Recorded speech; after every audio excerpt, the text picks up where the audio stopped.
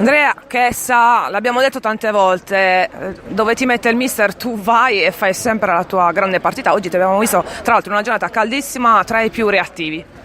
Sì, oggi ho giocato terzino, non è la prima volta che giocavo terzino, quindi ero un po' abituato, però sì, è così, ogni volta che il mister mi chiede di giocare in una posizione io mi adatto e faccio sempre quello che devo fare, sia do sempre il 100%.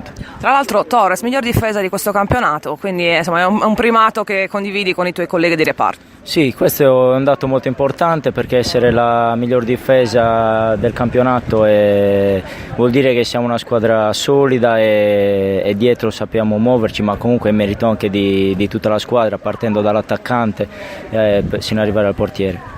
E poi dovrete fermare adesso l'attacco dello Stentino per questi playoff. Sì, siamo carichi, adesso lavoriamo bene in settimana come facciamo sempre per arrivare a domenica al 100% e poi dopo i 90 minuti vediamo cosa succederà. Grazie. Prego, grazie a voi.